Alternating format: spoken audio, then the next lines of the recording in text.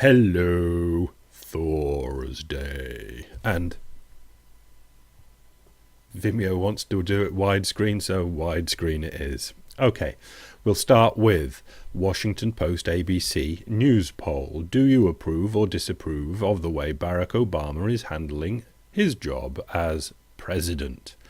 Do you approve, disapprove, strongly or somewhat? And on the disapprove side, it's netted up the somewhat, strongly and no opinion to 25% in the beginning, and now it's 50% disapprove. Now I've put this in because I find US politics,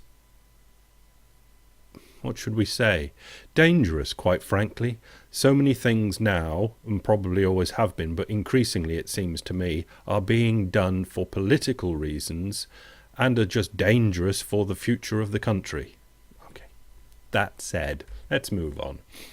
S&P Case-Shiller Home Price Index, and this is year-on-year percentage change, whether it's going up or down, and we can see that huge hurtling down when it used to be going up at 20% per year, and it went down to going down at 20% per year, but it crawled itself back up to being just about positive, but it has double dipped. It's maybe not quite double dip, we won't call it that yet, because it's only at minus 4% year on year. We'd really want it down at 8 or 10% to really call it a double dip, but it's not good news for the president, quite stupidly, because a lot of people rate how the economy is doing by their house price, which is about as balmy a way of rating the economy as you can come across. But still, it's obviously important to people that have a lot of their asset, what they call their wealth, tied up in the bricks and mortar around them. Third graph, St. Louis Fed. It's called Total Consumer Loans Owned by Federal Government and Sallie Mae. This are student loans. That's what this are.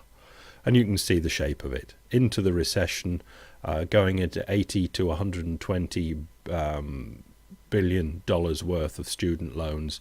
And since then, the students have just stayed in college or gone to college and said, we'll borrow to stay out of this economy for the next 2, 3, 4, 5 years, try and get some qualifications, try and get an awful lot of debt, and hope things are better when we come out. Good luck, I say. Really good luck. New York Times, Obama's budget plan seeks repeal of oil and gas industry tax breaks. This is obviously the price of gas at the pump is going up, and a lot of people moan and complain about it, so politically they have done something to appease the people, which is trying to pull some of the tax breaks from big oil and gas. A quote from Jack Gerard, who is the American Petroleum Institute blabbermouth. New taxes could mean fewer American jobs and less revenue at a time when we desperately need both. More taxes also could reduce our nation's energy security by discouraging new investment in domestic oil and natural gas production and refining capacity, and pushing those investments and American jobs abroad. And he is quite right. Now, I'm not saying... he's just quite right. There's a time and a place for things. There was a time and a place... No. You'll have your own opinion on it. Index Monday. Thank you. Saudi Arabia, crude oil production and consumption year by year going back to 1980. Now, I've done a little pull apart of this for B. Same. Saudi Arabia oil production and consumption year by year, but below that chart on the number whatever it is, 5 link, 1980 production was 9,900,000 barrels per day, and consumption was 610,000 barrels a day. So that gave them export capability of 9.3 million, basically. Dragged out the bottom of that one, and the last in their list, 2009, their production was 8,250,000 barrels per day, and their consumption had gone up to 2.44 million barrels a day, giving them an export capacity of 5,800,000 barrels a day. An awful lot of difference in 30 years for Saudi Arabia's oil export capacity. GMO, Jeremy Grantham. If you don't know who he is, you'll just have to take my word for it that he is respected in the money industry. Getting other people's money and putting it in the right places, that sort of money industry, as a highly, highly respected dude. Okay, and this is the GMO, it's his company, and their quarterly letter, and this is a complete whole new. It's worth reading the whole PDF. Please read it. It's right up over the Peak Street.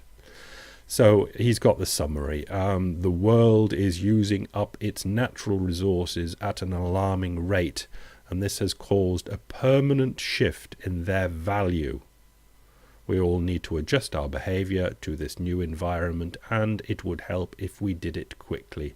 But the big thing of this entire investor's letter is, and this has caused a permanent shift in their value of commodities. I've dragged some charts out because we like the charts, or graphs as they're probably called. This one's quite interesting. The GMO, their company has their own commodity index, but I'm sure it'd be very similar for any other commodity index. And you can see the prices of the commodities, and a line drawn across there horizontally, and again through that line first time was World War One, then going through that line was World War Two, and then was the Arab oil shock of the late 70s and 80s.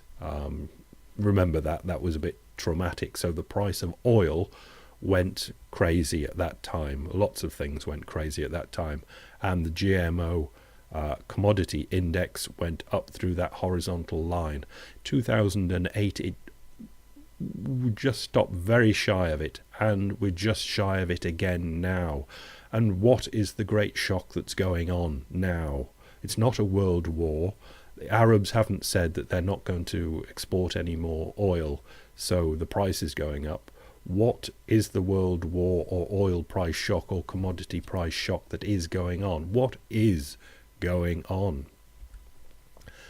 Another graph he's put in is these people do all sorts of fancy calculations, and basically for iron ore, the trend back in that chart from the inflationary shock of the oil price shock, the trend in commodity prices has always been down since then, right up to the middle of the 2000s.